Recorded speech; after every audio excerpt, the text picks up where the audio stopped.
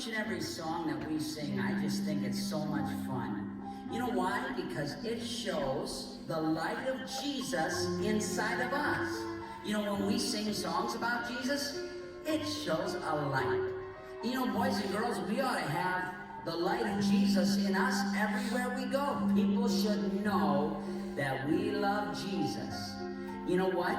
There are things you can do in order to show that you love Jesus, like obey your parents. Yes, you should always obey your parents. And you know what? You should never have a bad attitude. And you should always go to Sunday school and church. Boy, all of those things are so important. And you know what? That just shows that there's a light shining inside of us. It kind of like this song goes. It goes like this. This little light of mine, I'm gonna let it shine. This little light of mine, I'm gonna let it shine, let it shine, let it shine, let it shine. This little light of mine, I'm gonna let it shine. This little light of mine, I'm gonna let it shine, let it shine, let it shine, let it shine. Hide it under a bushel, no, I'm gonna let it shine. Hide it under a bushel, no, I'm gonna let it shine, let it shine, let it shine, let it shine. Won't let Satan blow it out, I'm gonna let it shine. Won't let Satan blow it out, I'm gonna let it shine, let it shine, let it shine, let it shine. Let it shine till Jesus comes, I'm gonna let it shine. Let it shine till Jesus comes, I'm gonna let it shine, let it shine, let it shine, let it shine. Boy, I like that song because we get to let the light of Jesus shine inside of us. And you know what? You need to sing it with me now. We'll sing it together. So let's sing that first verse. This little light of mine. Why don't you sing it with me? Here we go. This little light of mine, I'm gonna let it shine. Let me hear ya. This little light of mine, I'm gonna let it shine, let it shine, let it shine, let it shine. Hide it under a bushel now, I'm gonna let it shine. Hide it under a bushel now, I'm gonna let it shine, let it shine, let it shine, let it shine. Won't let Satan blow it out, I'm gonna let it shine. Won't let Satan blow it out, I'm gonna let it shine, let it shine, let it shine, let it shine. Let it shine till Jesus comes, I'm gonna let it shine. Let it shine till Jesus comes, I'm gonna let it shine, let it shine, let it shine, let it shine. Sing the first verse one more time. This little light of mine, I'm gonna let it shine. Sing it out. This little light of mine, I'm gonna let it shine, let it shine, let it shine, let it shine.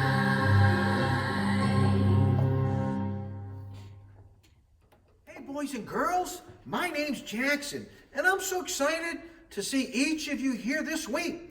This week we're going to go visit two very special people, a husband and wife who were able to help the Apostle Paul reach many people for the Lord, and by using their talents to serve others and teach the gospel to their friends. Let's go visit Aquila and Pricilla.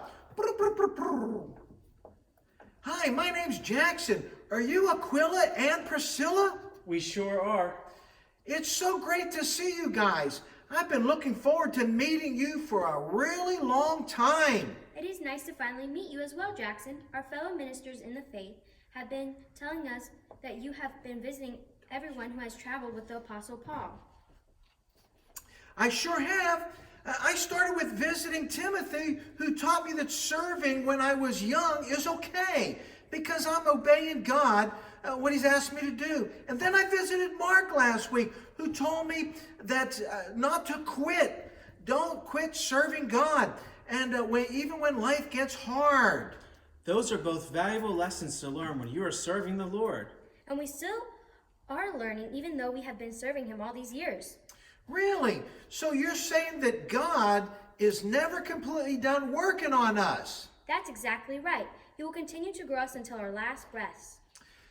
Well, that is encouraging to hear that God never gives up on us. It sure is.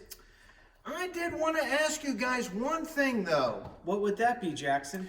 Well, I have been trying to work with my close friend Susie to try and give out the gospel tracts at my school. And sometimes we start having trouble deciding who will be in charge, and then we end up scaring people away, or we end up not being able to keep their attention because we don't agree on how we want to teach them about Jesus. And my brother told me that it might be best if I just go ahead and break paths with her, because we would be more productive separate rather than together. But in my heart, I know God is telling me that I should stick with it. So what do you think I should do when it gets hard to share the gospel with people? That happens many times, my friend. We have had our share of times where we weren't sure how we were going to keep going, but God gave us the strength. He sure did. God gave us the patience and the words to say to our people so that his word would get preached. Well, that's amazing. But you worked with Paul, right? That's right. We lived in Rome, but because of persecution, we moved to the Greek city of Corinth, where we met Paul. So it was easy for you guys because Paul would be the person to talk when things got rough, and he would tell you what the best decision was. Exactly, Jackson. Paul had some trouble when it came to speaking with the people in our hometown and decided that it was best for him to go ahead and leave the group to go preach to other people groups. Wait, you're saying that Paul quit on his journey? He didn't exactly quit. God just decided to ask him to preach to another people group. But what about all those people in your hometown? Didn't they deserve to hear about Jesus just like he did? Of course they did. Paul didn't leave without leaving someone in charge. Well, who did he leave in charge? He left us in charge. Oh, that's so cool. So you were a husband and wife team that worked together to give out the gospel. We sure were. And we had good relationships with people because of our jobs that we had within the city. Wait, you had jobs outside working in the church? Of course. We were tent makers, and Paul was too when he lived in our city. Well, that must have taken up a lot of time. It did, but it was something that helped us to get to know our neighbors and to be able to show the love of God to them. Well, do you think if Susie and I made bracelets for people that maybe it would help us to get to know our neighbors a little better? I'm sure. And it would help them to truly see the love of God in you when you offer to give them something special in return.